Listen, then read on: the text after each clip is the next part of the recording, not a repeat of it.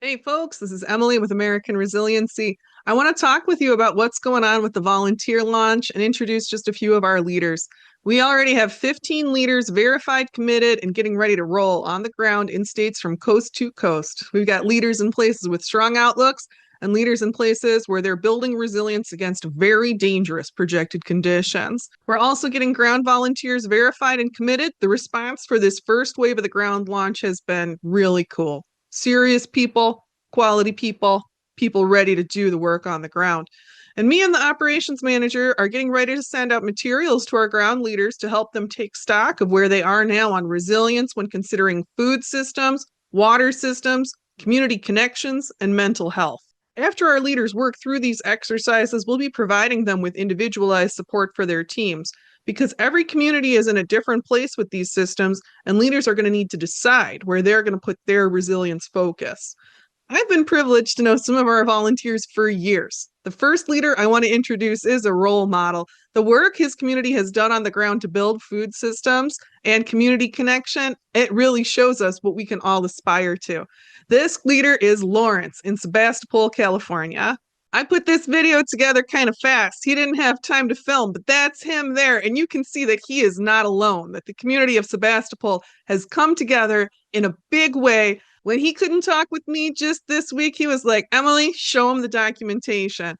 On this website here for their revitalized Grange Hall, you can see evidence of the kind of community resilience that we are really all going to need in the future. Spaces for a community to come together, not around fear, but around joy. Place for art, place for seed swaps, place to learn about mushrooms, place to learn about food preservation. The work that they have done in this community is just incredible.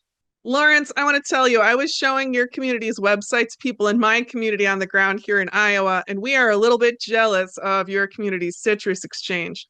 We figure the best we can do here is a zucchini exchange where we drop them all off and then run away before anyone tries to get us to take more home. But when I think about community resilience, I feel like we're so fortunate to have a volunteer leader who can help show us what's possible. And I look forward to having Lawrence come and talk with me here soon. Because when we consider the long range climate outlook for California, food systems north of the Bay Area are of critical importance. If you're in California and you want to experience what's possible in person, these folks are already rolling, and Lawrence will help you get connected. That's a big part of what leadership to me is helping people get connected. And we're all at different places in our journey. Lawrence and I have been chatting for years, but we have many volunteer resilience leaders who are new to this work. So I want to introduce a leader I've just started to chat with. Ree in the Southeast. So I'm here with Ree. She's a volunteer leader who I am just getting to know. And I want to talk with you, Ree, about where do you want to take your community as you think about these resources that American Resiliency wants to offer you to help build up either community connection, water systems, food systems, mental health systems. What speaks to you? Well, frankly, it all speaks to me. I see need for work to be done in like every single area that you can think of. That is not my skill set. Every area, maybe I have one or two. I honestly, Emily, I'm a reluctant volunteer. I am not a real outgoing, get things going kind of person, but there's nobody else around me who seems to be willing to step up and say, hey, I'll do something. And so I found, American Resiliency, and you have this opportunity. And I'm concerned enough to say that I'm going to step out beyond my comfort level and do something. I have to do something. I'm a human. Ree, I think that is so beautiful. And I think that many people who are watching this feel the same way. And I want to share that I feel a lot of that same energy. For me, doing work on video is agonizingly uncomfortable. Working in AR, this is the first time I've worked on video. Putting myself out there like this, very emotionally difficult for me, but no one else is doing it. Like, if this Right. is going to happen, we have to do it. And I'm so grateful for you for also making that push. I really feel with you the need for that push. And I'm interested with what you say about this need for all systems, right? And I feel like that's part of why I wanted to put resources out there to help us work on structuring at least some of them, because I'm not an everything expert either. Well, if I go with my skills, I teach Tai Chi, the five elements form. I can calm people down. I think the first thing that I will be looking to do is looking for experts, like you said, in areas that I have no expertise in, that I can hopefully loop in to joining me. So I'm not the leader, I'm the coordinator of a group, you know. Bree, I want to say that you should not undersell an ability to calm people down.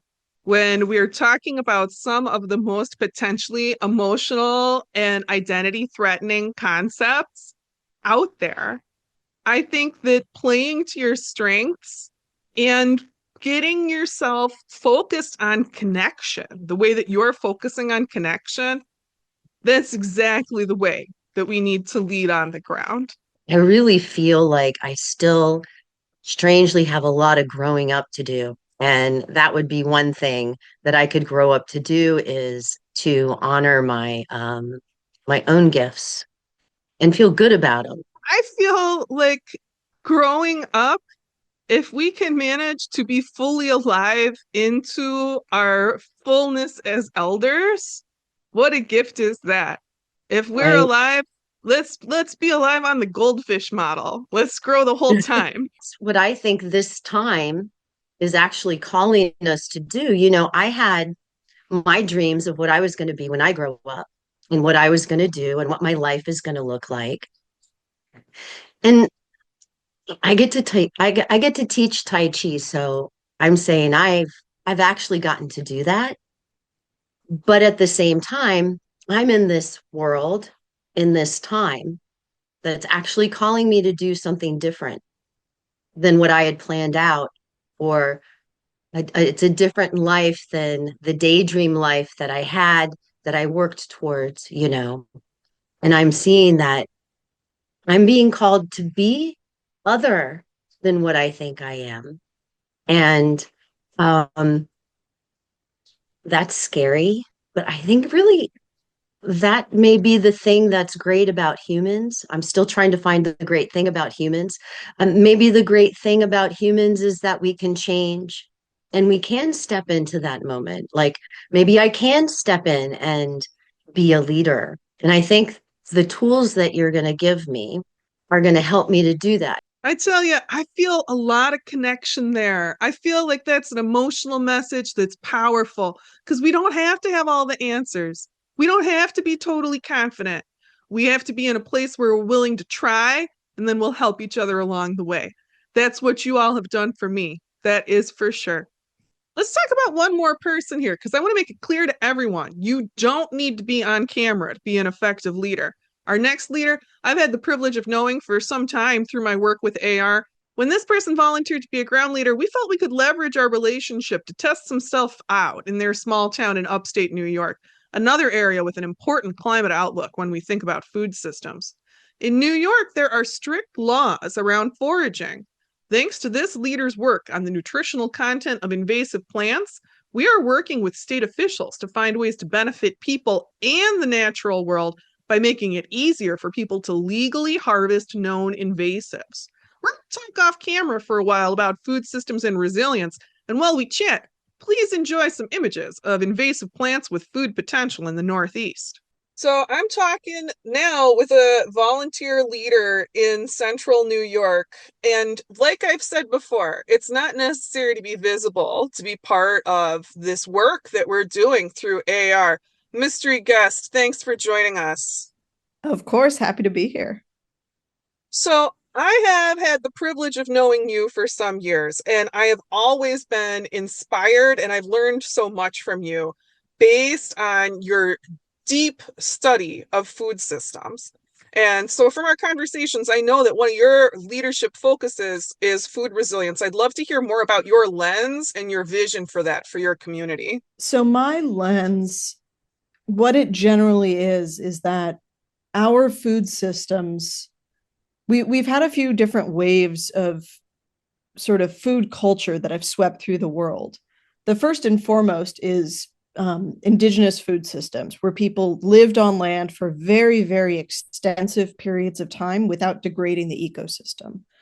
And then in the modern era, we have these sweeps of primarily like agricultural commodity systems that are coming out of Europe, and have since, in our region, have Americanized and become sort of these factory systems. And I think a lot of people that are trying to look for an alternative, they are looking for a simple, out of the box, sort of generic solution where, oh, if I just, look up this pattern, I look up this blueprint and I lay my plants out, I can feed my community. When really the answer is that we need to be looking back on how did people live in the places that we live without blowing everything up? How did they live in such a way that they were able to feed the people around them? And This is that's not. such a big insight. I'm sorry to interrupt you. I think that everyone who's listening, these are the questions we need to really consider. And I'm so grateful for our mystery guest for presenting this. How did people live where you live? What was the carrying capacity? How many people lived there? In the East, it can be surprisingly high, is my understanding. Yeah. So it's interesting. A lot of people, they're really focused on things like, for example, they may say we all need to become vegan to, reduce the carbon emissions in the planet, when really there are a lot of cultures around the world that live a meat-based diet. But the thing is that a meat-based diet is very different when you're looking at indigenous Inuit Arctic communities versus if you're looking at, the middle of the United States. Well, actually, that's a bad example because the middle of the United States were primarily a buffalo culture and are Yeah, a buffalo yeah. culture. It's Um, I think it's we can make a healthy distinction between buffalo culture and burger culture. I think you yes, can make a good buffalo burger, but that we need to work on bridging that gap, shall we say. exactly. And out in the East, there is a very rich, high culture of corn agriculture, maize agriculture, that when I look back on the records, I think there was a part of me that was sort of butting up against this discomfort of centralized commodity corn agriculture, the whole Monsanto and all of these, emissions. And then when I was reading these old accounts, there are people who got lost in cornfields that were 5 miles in every direction.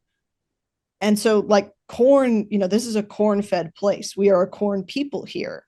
That's what the land is. And there are other factors that feed into it, but corn is not something to be shied away from here.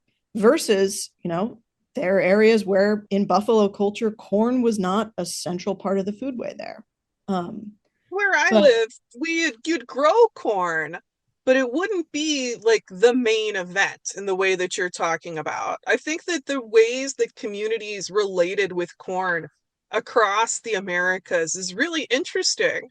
There's places where it was a mostly a important ceremonial food rather than a staple food. yes, I mean, every place where people have related to corn in a deep way, it has become a profoundly deep spiritual food for people. The amount of oral histories that are focused on how corn was developed by people, how corn was given to people. It's this very spiritual, holy food. Yeah. I Those think, the stories of Corn Woman are yeah. so deep into the threads of our deep history in this land if we want to really love and embrace this land. And I could talk with you about this for like forever, but I want to focus back for a second on where do you want to take these rich traditional threads, these rich wisdom threads in the shape of your community in central New York? So, first and foremost, there are many critically important food sources that are not just food sources for people, but food sources for landscape. The ones that I am focused on right now are the ones that require some runway to get started. So, in particular, we have the nut trees. Those are called masting trees. So, the nut and fruit trees, but primarily nut and acorn trees. Those those are things you plant to be an ancestor, right? Because if you plant them as a young person, you might live long enough to see them produce enough food to really eat, maybe. But the people that are planting them, you are not planting them for yourself. You're planting them for people 50 years in the future. Oak trees can last, 900 years. Um, so those are things that if we have runway, that's what we need to be focused on. All this other stuff about the lifeways of these herbaceous or annual plants, I'm interested in developing those cultures, but I'm less concerned about those because those don't have that ticking clock that I see for the I nut trees. What a powerful focus. That's a focus that rings like a bell, a focus on ancestral planting. Your community is so blessed to have you empowered and strong, already working on the ground. I hope that AR can help to assist you in some ways as you move forward. And I want to make a note for people who are afraid that there is so much change in store that masting trees like this, there's no hope.